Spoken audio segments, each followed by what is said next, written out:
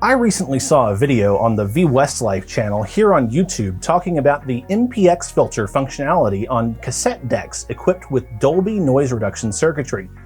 I'll link the video in the description and I encourage you to go watch it, but for now I'll tell you this feature has something to do with FM radio.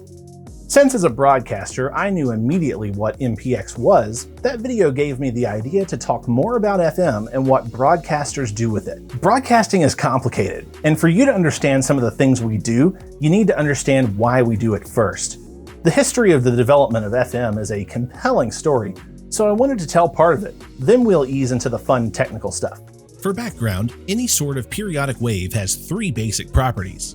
Peak-to-peak amplitude, which is the distance between the high and low peaks of the wave, frequency, which is how many times the wave cycles per second, and phase, which is a figure representing how far through the cycle a wave is at a given instant. Phase is a more confusing property and somewhat outside the scope of this video, so we'll leave it alone for now. The term modulation means changing one or more of those wave properties in a defined fashion to convey information. In radio broadcasting, that information has traditionally been an analog audio signal. Commercial radio broadcasting in the United States got its real start in 1920, when the first scheduled broadcast transmissions were started within weeks of each other by what are now KDKA in Pittsburgh and WWJ in Detroit. Back then, all radio broadcasting was accomplished using amplitude modulation, or AM, which varies the amplitude or power of a radio wave, sometimes called the carrier, at a given frequency in proportion to an input signal, like the fluctuating voltage representing a sound wave. You can think of it like looking carefully at the changing brightness of a light bulb and writing down how bright it is. AM is a very simple technology, but it has its downfalls. Imagine you're trying to look at the brightness of this light and record how bright it is, but someone has come in and started taking pictures with the flash on. All the extra light flashes make it hard to get a good read on the brightness of the bulb at that moment, so some of your data might be wrong. Those flashes of light can be compared to real lightning. Not only does lightning create a bright flash of light, the static electricity discharge also generates a lot of radio frequency interference. If you try to listen to an AM station during a thunderstorm, your radio will pick up this RF interference and interpret it as static crashes every time lightning strikes nearby. That's not desirable when you want to have an accurate, clear reproduction of the program material, and lightning isn't the only thing that causes RF interference. In 1928, Major Edwin Howard Armstrong, who had developed the superheterodyne circuit 10 years earlier during World War I, started researching a way to reduce or eliminate the vulnerability to RF interference in radio communications. John Carson of AT&T had concluded earlier in the decade that there was not a viable solution, but Armstrong wasn't convinced because Carson had based his findings entirely on mathematical analysis rather than experimentation. Carson had explored frequency modulation, or FM, in his work to eliminate static. FM works by changing the instantaneous frequency of the carrier wave in response to the input signal. Instead of increasing and decreasing transmit power, FM transmissions increase and decrease the speed of the wave oscillation, thus changing the frequency while keeping the amplitude at a constant value. A lack of an input signal would keep the carrier at its nominal assigned frequency, instead of swinging slightly above and below it. Conventional thought at the time hypothesized that since FM transmissions have a constant amplitude, that alone would be effective at reducing a radio transmission's susceptibility to interference. To go back to the light bulb analogy, this would be like moving the light bulb from side to side and writing down where it is in relation to its resting place, instead of how bright the light is. John Carson's 1922 report to the Institute of Radio Engineers argued that FM, despite having a constant amplitude signal, really was not any better than AM at rejecting common forms of radio frequency interference. But Armstrong noticed a flaw. Carson had kept the maximum amount of deviation, or how far the carrier's instantaneous frequency was allowed to deviate from its assigned resting frequency, was too low compared to the range of audio frequency signals used to modulate it. Carson had invented single sideband modulation, a type of AM, in 1915, and mistakenly assumed that, like traditional double sideband AM, transmitting sound frequencies of, for example, up to 2.5 kHz required occupying an RF signal bandwidth of an amount equal to that on either side of the carrier frequency. I'll explain the mechanics behind this later in the video. Carson, in developing single sideband modulation, had reduced that by half for AM. He limited the deviation in his FM experiments to the highest sound frequency he expected to modulate, resulting in a total signal bandwidth of twice the highest audio frequency expected to be reproduced. If this sounds familiar to you, the Nyquist-Shannon sampling theorem, serving as the basis for all digitally encoded sound, has a similar constraint, which has been covered in depth by Alec over at Technology Connections. However, Carson's research didn't prove entirely useless because it showed there was a lower limit to the amount of FM deviation needed to reproduce sounds of a given frequency. This limited deviation resulted in the light bulb not moving very far from the line it rests at, meaning that in an environment with a lot of noise and bright flashes, you might not be able to tell how its position has changed amid all the commotion. Several researchers in the years following Carson's 1922 paper further explored the concept and universally concurred with it, once again believing the key to reducing static was keeping the total RF signal bandwidth as narrow as possible to keep the signal-to-noise ratio high. These dudes were stuck on AM thinking, and they needed to have their horizons expanded a bit. In 1928, Armstrong began a 5-year journey to create a completely new broadcasting standard to finally make the staticless radio a reality. FM still makes use of a superheterodyne receiver, but instead of a simple product detector sensitive to changes in amplitude, an FM receiver then passes the received signal through an amplifying stage utilizing a limiter that isolates frequency changes while reducing the effects of amplitude changes. Then a signal demodulator sensitive to differences in frequency called a discriminator that yields the original modulating signal. From that point, the demodulated signal is then ready to be amplified and sent to headphones or loudspeakers, just like in an AM radio receiver. Armstrong quietly received patents in 1933 on his improved FM system and offered them to RCA thanks to an agreement giving RCA the first shot at any of his inventions. RCA's president, David Sarnoff, was surprised at the drastic changes required and turned down Armstrong's offer. In fact, RCA had focused so much on developing television systems at the time, believing they would replace radio outright, they chose not to invest in radio at all and later denied Armstrong access to their labs and equipment. As a result, he sold much of the RCA stock he received in exchange for the superheterodyne circuit and proceeded to self-finance further experiments in partnership with other radio companies like General Electric, Zenith, and Philco. In 1936, Armstrong published his own paper in the same Institute of Radio Engineers journal where Carson and others had insisted FM wasn't the way to go. In the 1936 paper, Armstrong meticulously laid out his new wideband FM broadcasting system and demonstrated the results of his experiments. He proposed a system allowing carrier deviation of 75 kHz for a total signal bandwidth of 150 kHz and detailed his tests of using this system to transmit audio frequencies up to 13 kHz with much higher quality and resistance to interference than AM. As it turned out, increasing the maximum carrier deviation not only gives you more resolution in demodulating the signal, making the resulting audio clearer and quieter, it also makes the relative difference in instantaneous frequency larger for a given input signal, which makes it easier to follow the swing of the carrier wave in the presence of interference. This was an earth-shattering occasion in broadcasting. While the new wideband FM system was incompatible with existing broadcasts and much more complex, it opened the door for the quality of entertainment broadcasts to increase dramatically. Later that year, Armstrong presented his wideband FM broadcasting system to the newly formed Federal Communications Commission. A press report of this event quoted engineers saying this was one of the most important radio developments since the first earphone crystal sets were introduced. Armstrong also detailed some curious behaviors of FM in his paper. In AM broadcasting, since the radio receiver is simply detecting the amplitude of any radio waves at a given frequency, being in the range of multiple AM stations transmitting on the same channel will cause a receiver to demodulate all of them simultaneously. This interference would be audible if a distant station had as little as 5% of the signal strength of a stronger station. This required that AM stations on the same frequency be very far apart from one another and use directional antenna systems, and many of them had to stop broadcasting at night to avoid ionospheric or skywave radio propagation causing interference with higher classes of stations. In later years, some of these so-called daytimer stations were allowed to continue broadcasting at night as long as they reduced their transmitter power to that of a literal light bulb, or less. The highest classes of AM stations, even today, are called clear channel stations and enjoy the privilege of being the only station broadcasting on their assigned frequency and the authority to broadcast a non-directional signal at maximum power 24 hours a day, with a few exceptions. As an aside, these characteristics unfavorable for broadcasting are why aircraft radio communications specifically use AM. However, with FM, Armstrong described an effect where a distant station on the same channel needed to have a signal strength of approximately half that of a nearby station to even exhibit any noticeable interference. 2 years later, engineers at General Electric took this research further and determined the zone of interference between stations was very narrow and wideband FM receivers would only demodulate the stronger signal.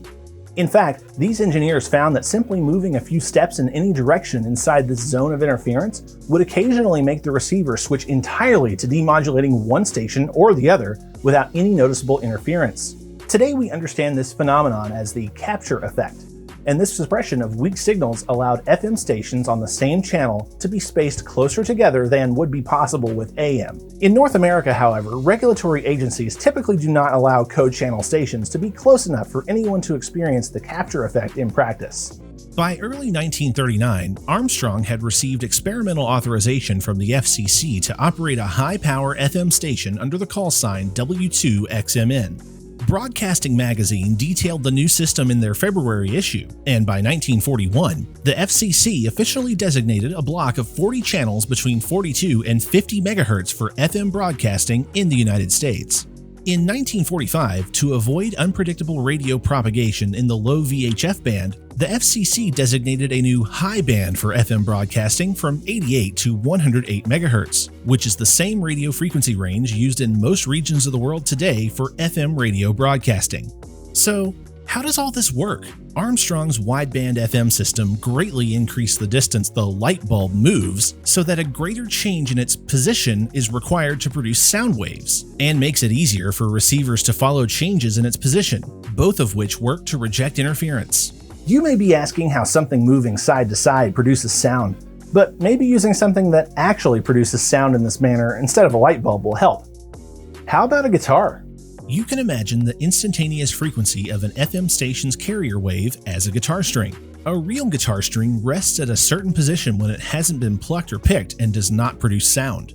Accordingly, when there is silence at the input of an FM transmitter, the carrier rests at its assigned center frequency, which is the frequency displayed on your radio when you tune into an FM station, and does not change. When a guitar string is plucked, it vibrates at a specific audible frequency and produces sound. An FM transmission does the same thing when modulated by a sound recording, except it can vibrate at many different frequencies because it's being controlled by an electrical signal rather than the physical properties of an object. To show this in action, I've gathered some computers, a software-defined radio receiver, a USB sound interface, a broadcast audio processor that can provide an input to an FM transmitter, an actual FM transmitter, and a dummy load to absorb any radio signals coming from the transmitter. I've also brought my oscilloscope and some other measuring equipment. Dummy loads are really important when testing transmitters. They provide an electrical load that looks just like a tuned antenna to a transmitter, so the RF energy is totally absorbed and converted into heat. A dummy load also keeps nearly all of that RF energy from radiating. The FM band is a licensed band, and while I do have an amateur radio license, I don't have a license to broadcast in the FM band. So when doing stuff like this, you need to stay legal. To get an idea of how good a job this dummy load does, this is what I had to do to get a usable signal on the SDR across the room. This is a high-gain antenna sitting next to the dummy load, and I have the transmitter power output set to nearly 30 watts. Some real low-power FM stations don't have a TPO this high. First, let's turn the transmitter on and look at a graphical representation of the RF power it's producing on a frequency axis. This FM transmitter is tuned to 95.7 MHz and produces a single radio wave oscillating 95.7 million times per second, but a graph like this is more useful in analyzing the frequencies than looking at the actual RF sine wave. Graphs like this are produced by a mathematical operation called a fast Fourier transform, or FFT. The software I'm using also helpfully takes snapshots of the FFT and plots the signal intensity over time below the FFT, sometimes called a waterfall display. This will be helpful to show how the FFT changes over time, which demonstrates exactly how FM works. This transmitter doesn't have anything connected to its input, so what you're seeing here is an entirely unmodulated carrier. An FM station broadcasting silence or dead air would look just like this. If you recall the guitar string from a few moments ago, an unmodulated FM signal is like the guitar string at rest.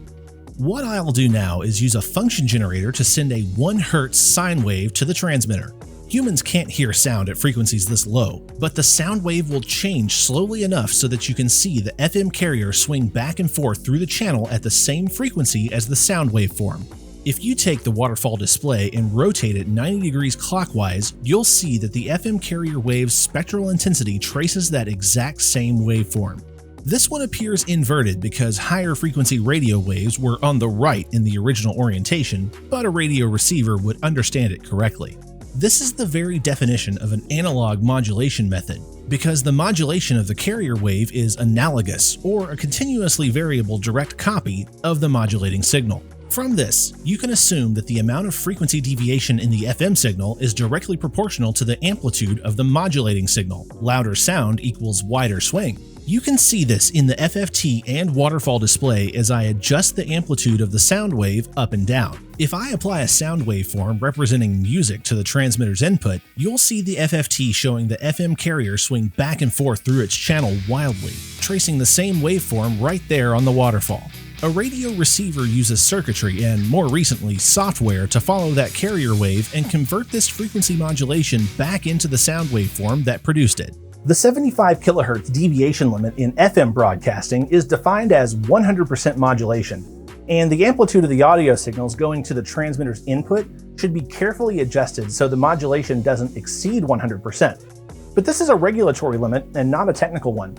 There's nothing stopping me from turning up the gain and over-modulating the transmitter, but government regulators consider that harmful interference and will levy fines or other sanctions against broadcasters who use excessive modulation.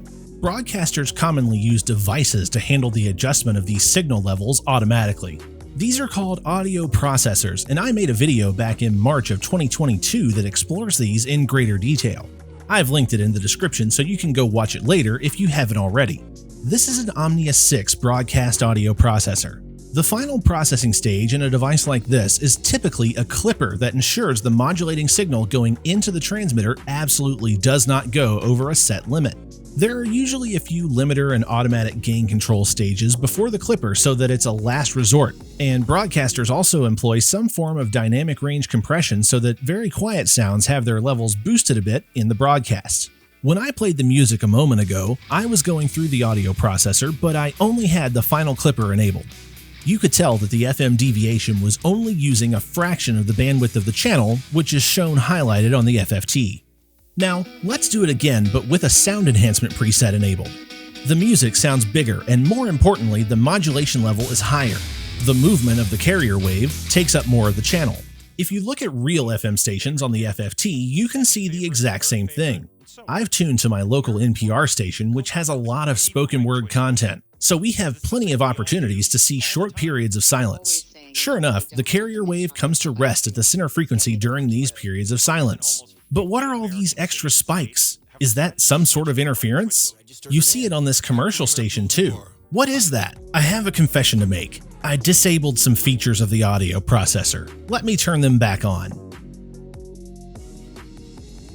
There, that's better. So, what are these extra spikes?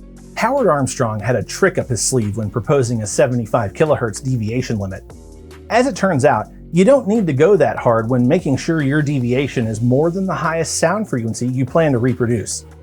Humans can, in the best cases, only hear sounds up to around 20 kHz, and that upper limit gradually goes down as you age.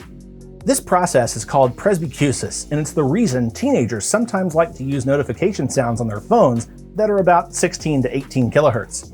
They can still generally hear sounds of those frequencies, while by the age of 35, you typically can't. With that in mind, it's entirely possible that a maximum deviation of 25 to 30 kHz would have been sufficient, and both broadcasters and consumers alike would be happy with the improvement.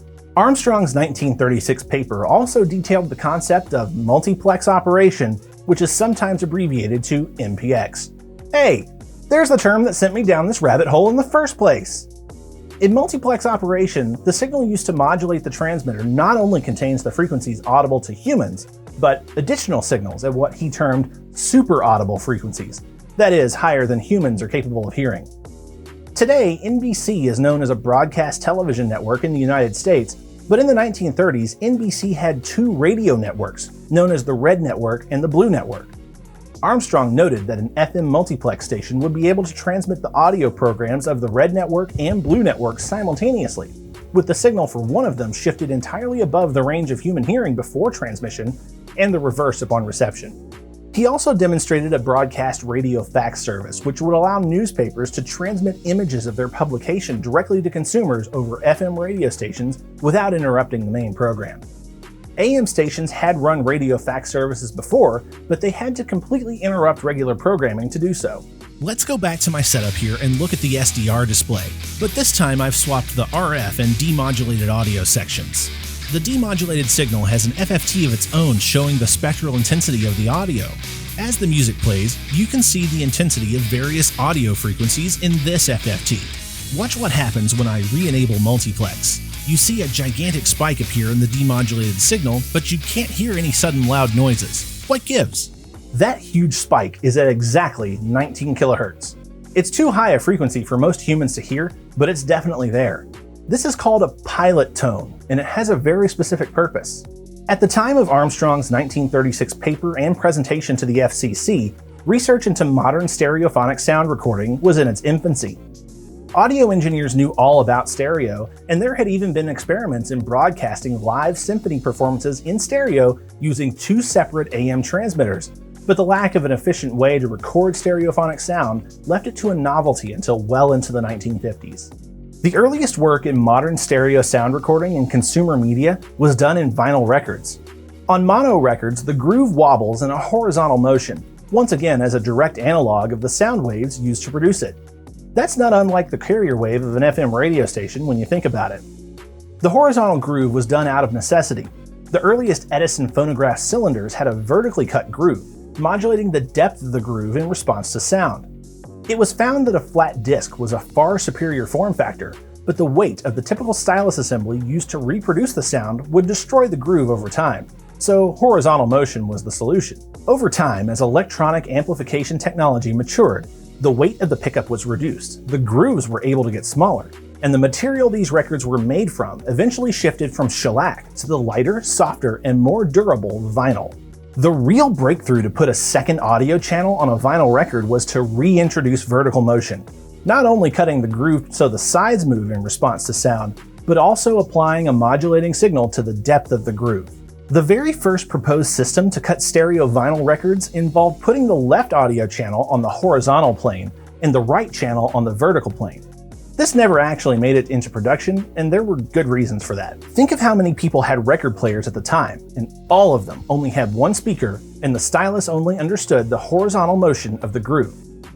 If they played a stereo recording using this system, they would only get the left channel, and if any sound was panned all the way to the right in the stereo image, that sound would not be played. In 1957, Western Electric introduced a new model of their Westrex system for cutting stereo vinyl records. In this system, the planes for the left and right channels were still at right angles to each other, but offset by 45 degrees rather than entirely vertical and horizontal. This was called the 45-45 method, and was the very method described by Alan Blumlein in his first patent on modern stereo all the way back in 1933. The effect with using this system was that thanks to the 45-degree offset, the absolute horizontal motion of a stylus riding this V-shaped groove reflects a mix, or sum, of both audio channels combined. This ensures backward compatibility with older mono equipment. The absolute vertical motion reflects what's called a stereo difference signal, not useful on its own, but when combined with the sum using specific vector algebra functions, you can extract each individual channel from these signals. Why did I just spend several minutes talking about how stereo is encoded on vinyl records in a video about radio? Well, that's simple. FM radio took a page from vinyl and uses sum and difference, or left plus right and left minus right, channels to broadcast in stereo. In an FM stereo broadcast, the frequency range from 15 Hz to 15 kHz is the sum channel. It's functionally equivalent to a mono signal because that's exactly what it is, both left and right audio channels mixed down to mono. Radios that only understand mono broadcasts or that only have one speaker will get the entire audio content of the broadcast from this portion of the demodulated signal. Where's the difference channel? Does it have something to do with that 19 kHz pilot tone? Let's go back to the SDR, but now I've enabled all features of the audio processor.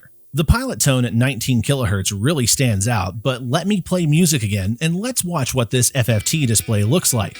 You can see the expected audio between 0 and 15 kHz like before, but along with the pilot tone, you see lots of activity at an even higher frequency than 19 kHz. That's the stereo difference signal. These are audio signals, but you can also think of them sort of like RF signals. The 0 through 15 kHz sum channel is most like a single sideband AM signal. The intensity of the sound at a given frequency is a direct correlation to the amplitude of the sound wave. An interesting effect of AM is that in the course of the amplitude of the carrier being modulated, the signal modulating it gets sort of splattered on either side of the carrier proportional to the component frequencies of that modulating signal. These are called sidebands. For example, if an AM station were broadcasting a 1 kHz tone, the FFT for the radio signal would show the carrier wave and a concentration of RF power on either side of it at an offset of 1 kHz. This effect would cause an imprint of the audio spectrogram to appear on a waterfall display. This means that in a traditional double sideband AM transmission with a carrier, there are 3 whole copies of the modulating signal, one in the carrier itself and one in each of the sidebands. Single sideband AM gets rid of the carrier and one of the sidebands, keeping just one copy of the modulating signal and using less spectrum. The disadvantage with single sideband is that you still need a carrier to mix with the sideband to demodulate it, but these demodulators will have a local oscillator to generate one artificially. This artificial carrier needs to be the same frequency as a real one would be to work correctly. If you're into amateur radio, this explains why the sounds you hear from a single sideband transmission are shifted up or down in frequency if your radio isn't tuned just right. Considering what I just told you, take a look at the sum channel again from 0 to 15 kHz. The similarity to a single sideband AM transmission should stand out a little more to you.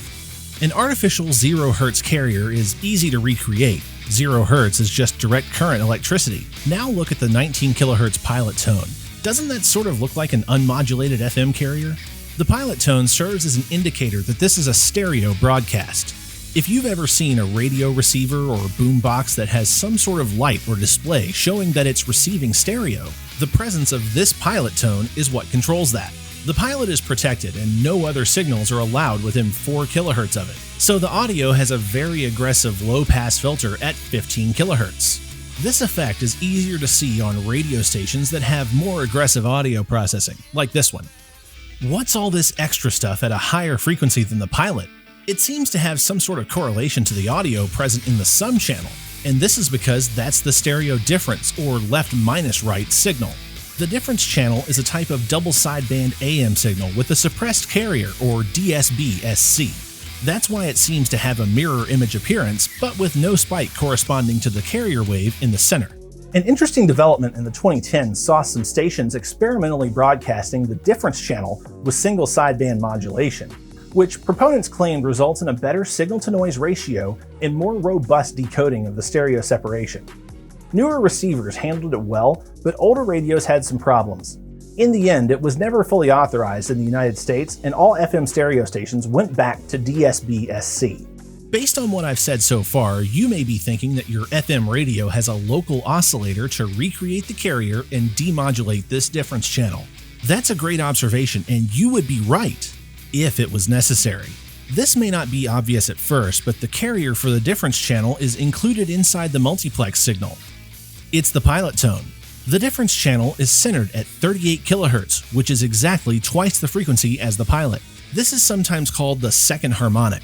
All your radio needs to do is lock on to the 19 kHz pilot tone, double its frequency, and use that as the carrier.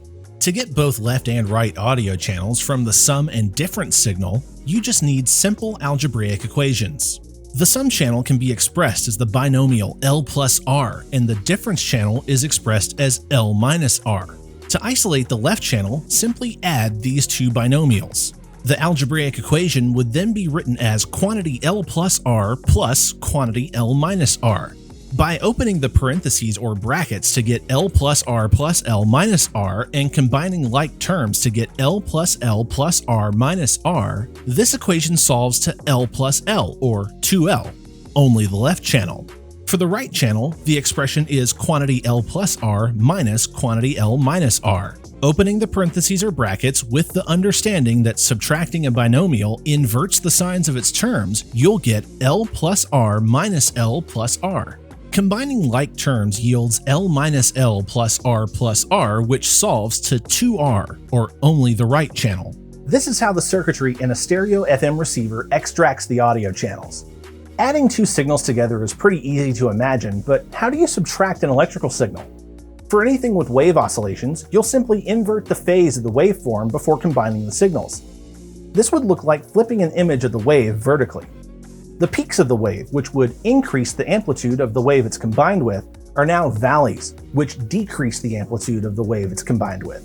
There are a few other interesting properties of FM stereo broadcasting worth mentioning. The pilot tone at 19 kHz is typically injected at an approximately 9% modulation level. That, of course, would not cause the FM carrier to deviate from its center frequency very much, which you were clearly able to notice in earlier clips of the Waterfall display during periods of silence. This is deliberate, and ironically enough, it makes use of John Carson's 1922 reasoning for dismissing FM. An FM receiver will not try to decode the stereo transmission if it doesn't find the pilot tone.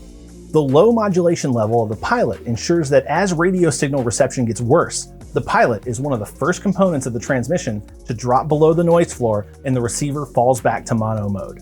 Speaking of the noise floor, in FM transmissions there is more noise at higher frequencies in the demodulated signal. You can sort of see this in the FFT for the audio.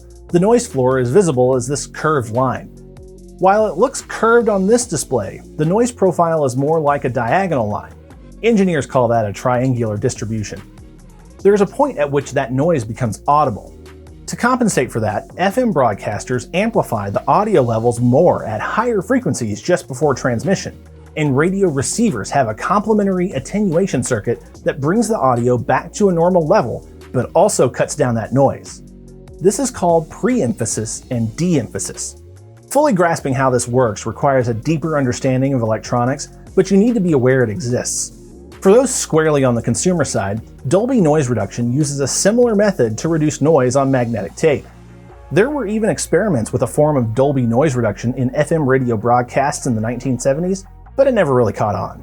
As I was wrapping up the script for this video, I started reading this book, Empire of the Air: The Men Who Made Radio by Tom Lewis.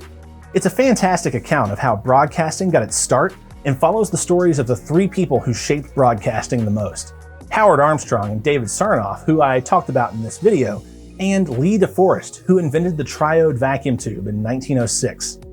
This book has gone straight to the top of my list of reading materials for radio engineers, and you can find this 30th anniversary edition printing at your favorite bookseller. Ken Burns also made a documentary directly based on this book for PBS in 1991, which you can watch with a PBS passport from your local PBS member station if you're in the United States.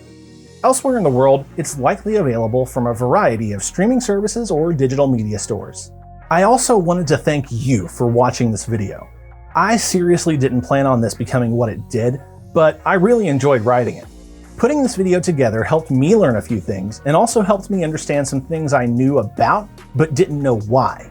This video essay format isn't my forte, but hopefully this comprehensive exploration of how FM works is a resource to broadcasting professionals and radio enthusiasts alike.